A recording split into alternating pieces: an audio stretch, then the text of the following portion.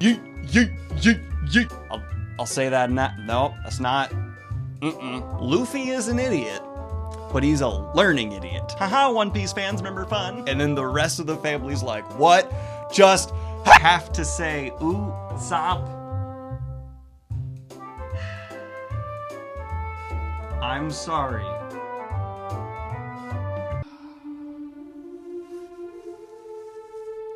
And here we are once again to discuss One Piece! So, Water 7 is probably the most hyped arc of One Piece yet. People have been really excited for me to get into this one, and I can see why.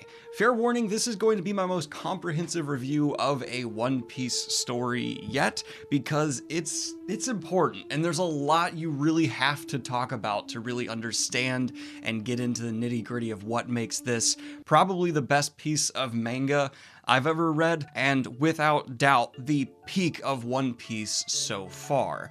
This is the follow-up of the G8 filler arc, which I'm actually going to take a moment to say here. I respect the G8 filler arc even more because it did some legwork to help set up some elements of the world that are then paid off in spades here in Water 7, which I did not expect at all. Just another example of how the One Piece story doesn't really waste time or have fat on it. Everything, even in these filler arcs so far, serves a purpose and brings me and the reader along either character-wise, narratively, or thematically. And I want to say this is the arc that has officially made One Piece epic fantasy to me. Like before, it definitely felt like a sprawling massive world that was growing and breathing, but now One Piece truly feels like it belongs in the conversations with the true fantasy epics. How did it happen? Because what we see, not only with, yes, the world physically growing again more, but developing and fleshing out these factions at play again,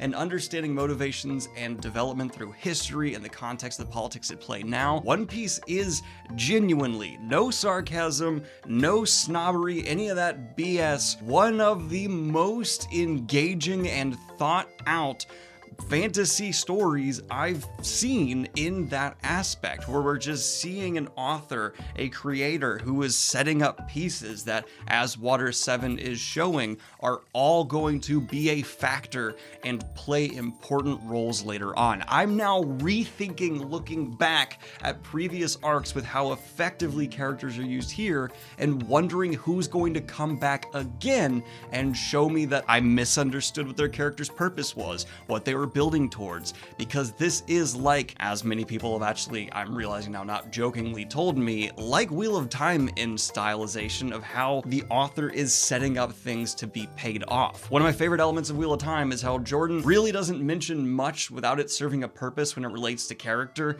and it seems One Piece is doing the same. These very over-the-top, super well-realized side characters that are always so enjoyable, I thought were a lot of the time just like frosting. They're just lots of personality, interesting little side story that in its own right could be its own plot, but I never really thought about the larger implications. Water 7 has me now thinking and realizing this whole cast we've been shown so far is going to be reoccurring and important and come back in, because the way the writing handled characters here, I know there's no way all these people are gonna be dropped and abandoned. And it was by far, I think, the biggest One Piece Saga arc whatever I've read so far. God damn, this was a chunker, and it's why it took me an extra week to get to it. I do want to give one piece of warning though before we actually get into the story here, and that's that I jumped between the manga and the anime for Water 7, just kind of what was more convenient for me for the day. I would pick up and kind of flop around through there on Crunchyroll or the app I use to read it, and don't recommend doing that because I found out too late there seems to be some inconsistencies, and it was also just kind of annoying to try and figure out where I was and pick up off. So in hindsight, I wish I had taken a bit more time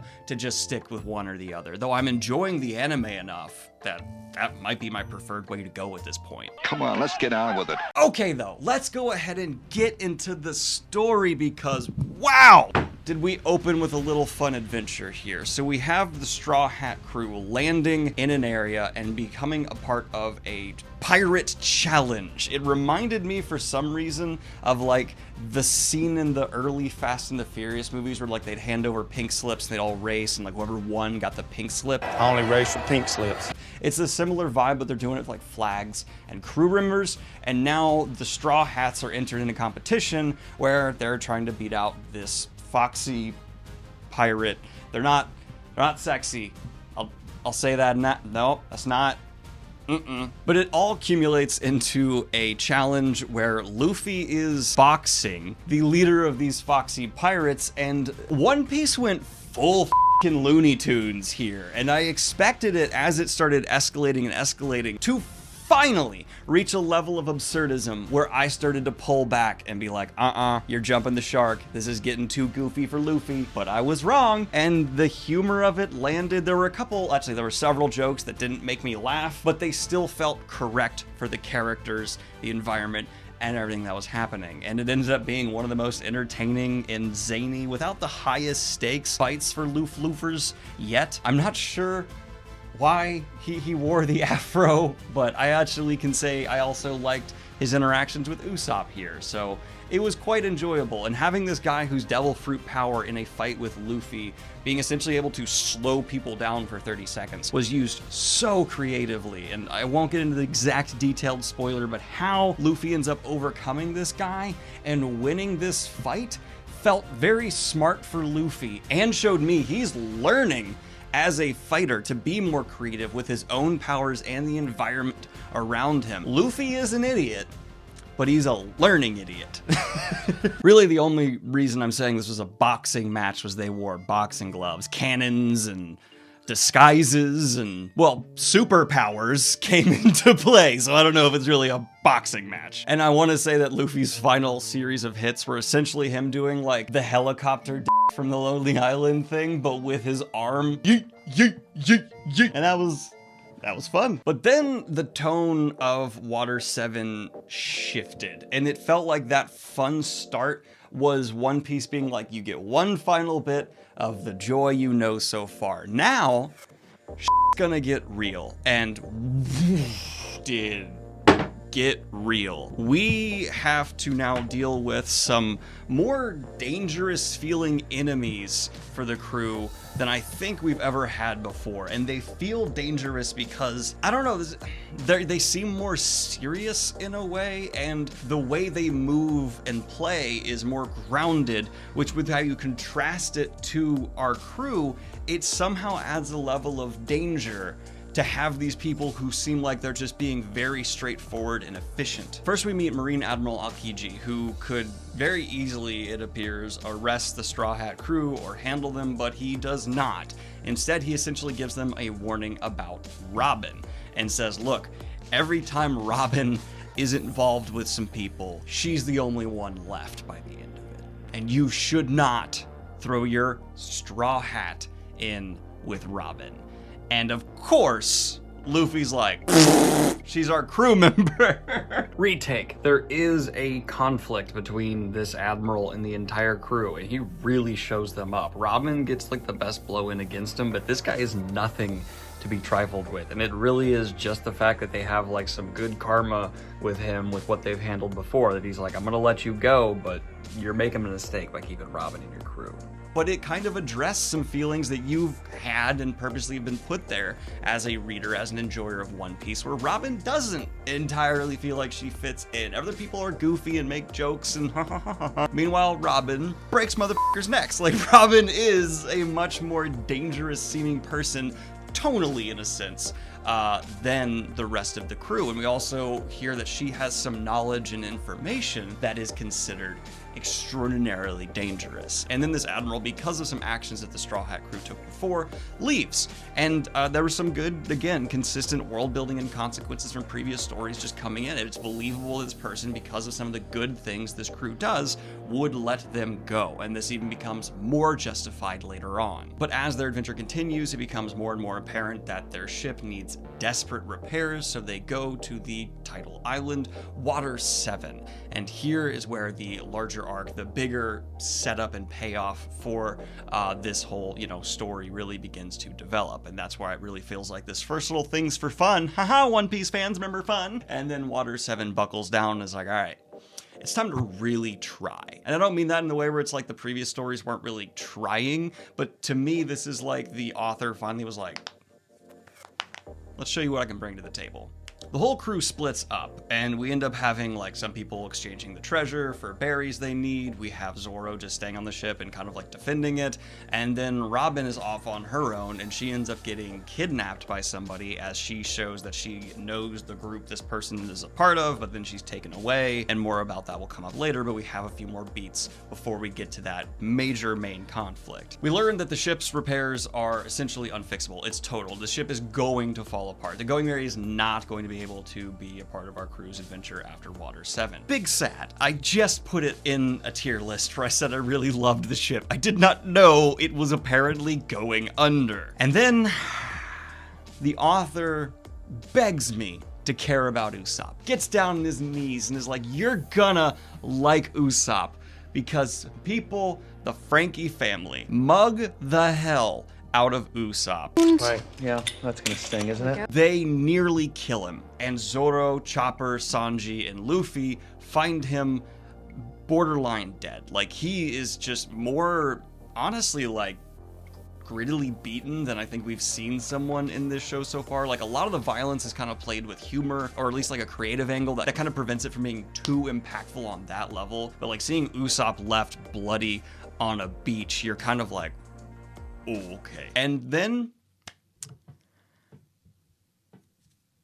Luffy, Zoro, Sanji, and Chopper get mad. Very mad.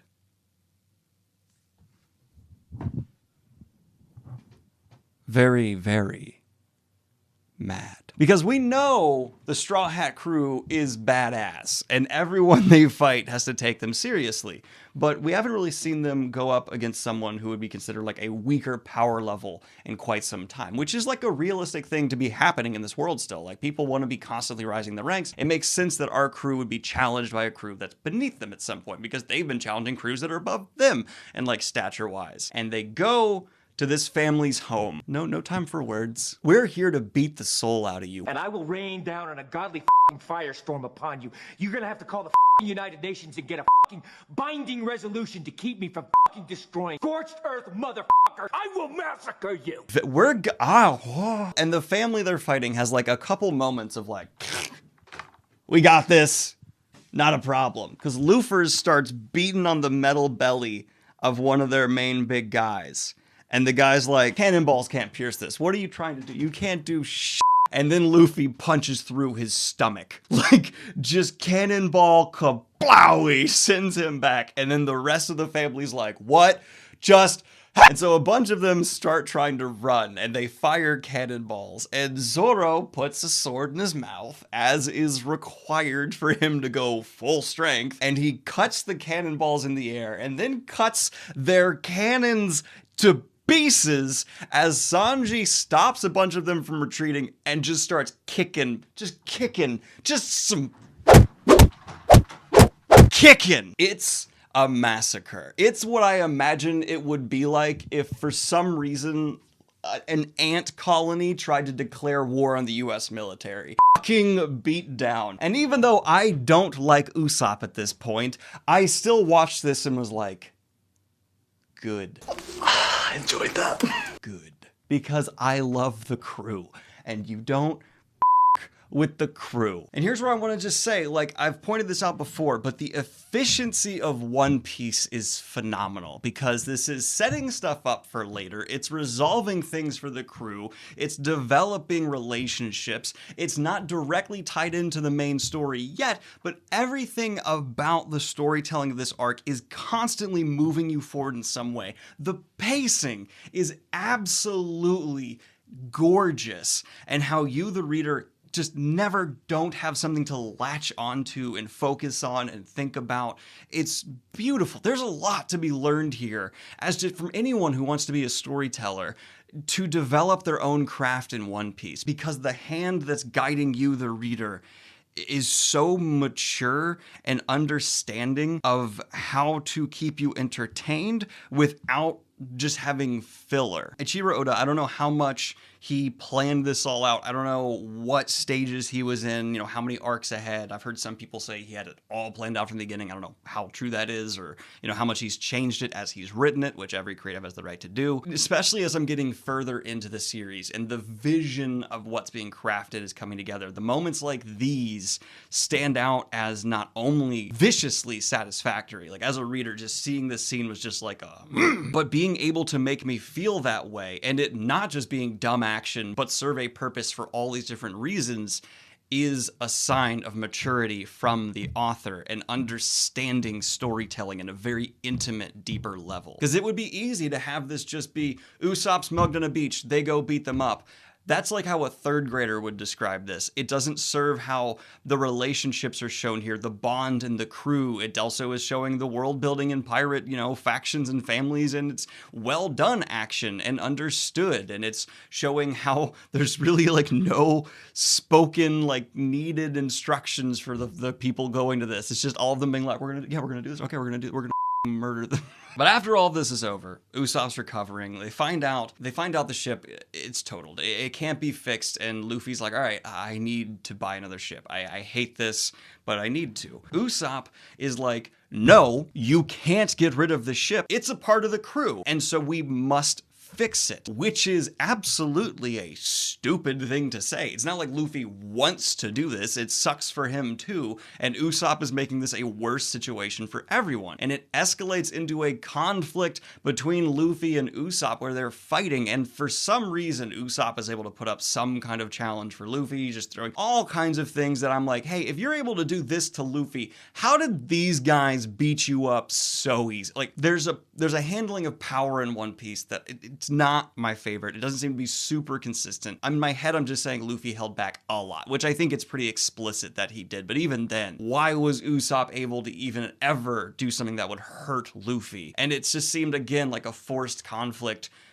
Don't worry, I'll talk about this more at the end, and I'm wrong in some way. Let's talk about that later. But I will say, in the moment, my reaction when Luffy finally says, you can take the ship, and Usopp leaves the crew, I went, good! Get out! Jesus! Like, you're making this so much worse than it needs to be, you dense rock. So once again, good. But then they learn, apparently Robin may have tried to assassinate the mayor of Water 7. You're about to hear me refer to the people that our crew is going up against as SP9 when that is wrong. They are CP9, and they are the ones who have kidnapped Robin, and now our crew must go figure out who they are and why they've done what they've done. But the villains our crew is going up against is called SP9, and they are CIA equivalent, I think would be the most accurate thing to say. They're working for the big bads, and they are a much more espionage angle approach, and they're trying to take Robin away and execute her, as well as attain some super weapon that the head of the Frankie family, who actually wasn't there during their conflict, may have the plans for. This is the arc I'm having to cut the most out of to get over by far, because so much just happens. There's an entire subplot with a tidal wave I'm having to forget about, and other things, and more development with these CP9 people, and the dynamics between them and our crew, and how this assassination attempt was just set up to try and put the blame on them. But basically it comes down to, we know Robin is being taken away to another place to be executed with this Frankie fellow who also has the plans for this massive weapon. And so now going to rescue them, our heroes team up with the Frankie family, the people they fought from before, to try and get their people back. The crew learns that Robin's being taken away from the island on this sea train, and Sanji, in a masked figure that is very clearly Usopp, try to rescue her and Frankie. When it became clear, like, Usopp's just ashamed to show his face to the crew at this point, once again, I was like, you should be. You're worse than I've ever thought you were up until this point. I don't know why people thought this arc would redeem Usopp for me. I want to throw him in front of a car. Especially how he keeps insisting on trying to repair this boat for so long, even though it's made clear to him it will not sail long enough to even get him home. It's a mistake. You will die. And he's still like, no, I'm going to fix it. That's not noble.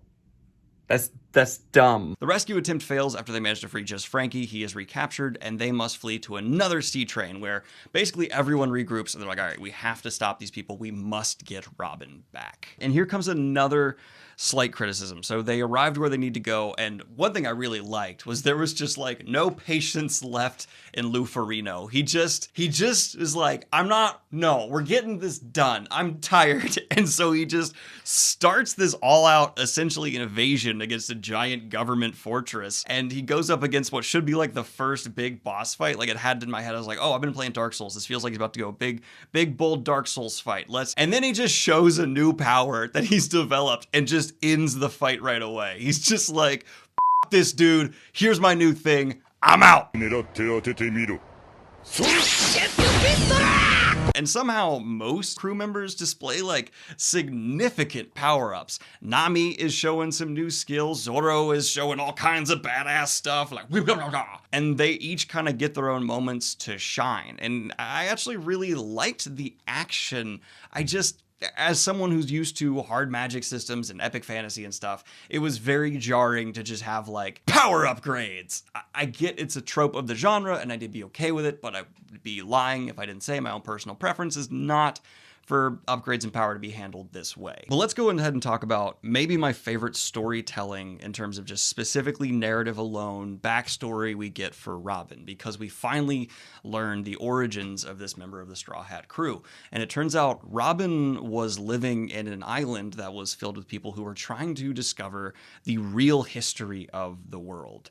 She was a part of this island, and the military showed up and did a genocide and killed everyone on the island, and she was the only survivor because the man who grew into being that Admiral Al-Kiji, whatever we met before, who said, like, be wary of her, she's very dangerous for what she knows, let her go. It actually even makes more sense that he'd let this crew go because, I don't know, there's just, he's great. It's another display of how we're seeing there are horrible people within the ranks of the Marines, and there are people who do really believe they're fighting for the greater good. We actually even see the kid from very early on in One Piece who wanted to be in the Marines, like, make an appearance, and we see him again much later on. They're doing a very good job of showing us that there is the good and there is the bad on both sides. There are pirates who are evil. There are Marines who are powerful who are evil. There are pirates who are good. There are Marines who are trying to do good. I'm less forgiving of people in that position of authority, but there are people in those ranks trying to do good. In my own read of this, there's been a lot of hinting at what they're really revealing here, and that there's major lies and deceit going on. The government is evil as hell to the point where they're willing to call in a genocide. And the reason we're actually learning about this is there's another version of this being called in on this fortress where there is the same number of just insane warships coming in to take care of specifically the Straw Hats. The same style of ships that did this to the island are now arriving here to just obliterate everyone who dares stand up to the military. And it's just stakes coming together with backstory to better understand a character and motivate characters introduced in this storyline better. And it's letting me, the reader, fall in love with the world even more and developing motivations all around. That is efficient, tantalizing, and thought-through storytelling.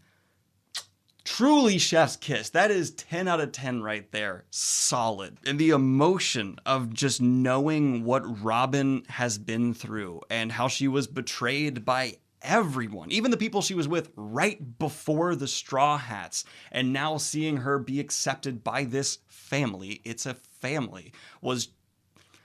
I actually got emotional, damn it. It's like it actually touched me. Last minute cut in again because my audio kept getting screwed up. Tried my best to fix it. Here we go. I also loved the scene where Robin screams she wants to live. All the emotional, psychological trauma she'd been through all of her life manifested in this villain who was a motherfucker and I hated him was fantastic. It was an emotional journey that let Robin fully come into her own, and it justified and made so much about her understandable, and just the growth on display was fantastic. But outside of clarifying Robin, the big takeaway we're supposed to understand here is just how much power the military has, how much of a threat they can be, and how evil they can be, as well as what they're covering up, what it could be that's behind this curtain. That's actually something I think this world needed, because the military up to now kind of seemed like, especially after G8, a joke. Like, yeah, they have a lot of big guns, but they're not ever really a threat.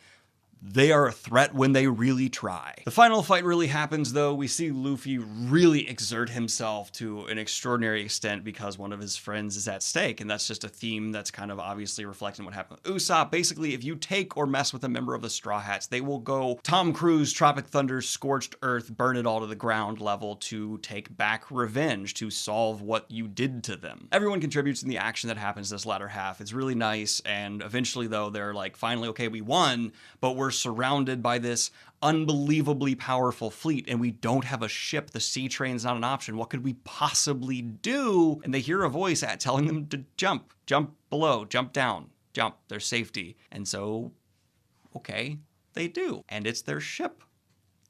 And their ship is sentient, which means technically Usopp was right. I can't be a hypocrite. I have to admit, if I commend Luffy for going to such extremes for his crew, I must commend Usopp for the same reason. I'm sorry, Usopp. I was wrong. You were right, and I shouldn't have immediately condemned your actions. And to really drive home just how right Usopp was, the sentient ship is still falling apart, and it gets them to safety before it completely dies, and they give it a proper ship funeral. It's sad. It is happy to have been a part of the crew. I felt so much sadness, but also anger, that I have to say, Usopp, I'm sorry.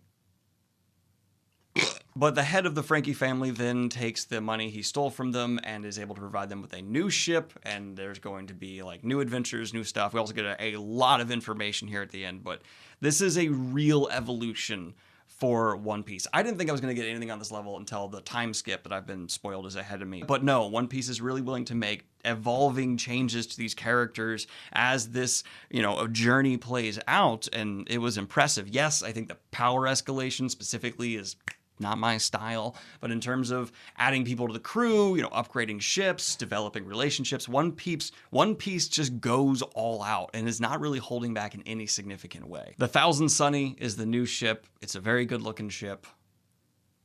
I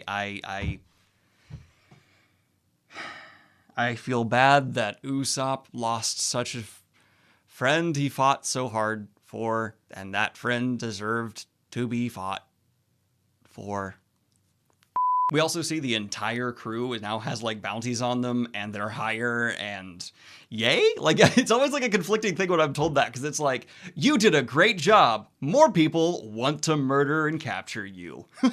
We also see Whitebeard and Shanks have a meeting, and their power is put on display, and quickly humbles anything we've seen from the Straw Hat crew, establishing that yes, while they are very powerful, there are forces at play in this world that go far beyond them. And Luffy's father's revealed, and that was, I didn't expect family, actual blood family, to keep coming back in here, but cool. And Blackbeard is set up to be a villain to be trifled with, I assume, soon, where he has a devil fruit that is ridiculously powerful, and so that's going to be okay. And now that we've got that done, I was going to say a couple notes I couldn't really fit into the review itself, but I actually finally enjoyed some of what they did with Nami here, where she is showing her badass side again. She's very willing to say, get it done, or we'll... And there's not really anyone else in the crew who has that voice, so I like that she's kind of more comfortably finding a role again, where her character seems to have a more definitive purpose, because it did seem for a minute, for me, at least in my opinion, where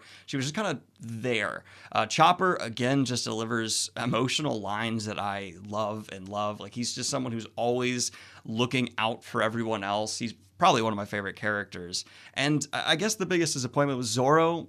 again, didn't develop much. I think they're kind of stuck with him, at least for now, just being who he is, because I'm not sure what they're going to do with him, and he's so well defined and set in his ways, it's like, where do you go next with Zoro? So it kind of felt like there was more that could have been done with him. So I guess I'll end with that criticism, but I want to say, to cap it all off, that not only was this the best storytelling I'd seen from One Piece so far, but it's just becoming like one of my most like coveted reads right now. Like every time I pick up a new chapter of One Piece, I'm just feeling so confident it's going to be engaging, it's going to be entertaining, it's going to serve a purpose, and I'm not burnt out in the least, which this many chapters in, I don't know where I'm at, but God, it feels like a lot.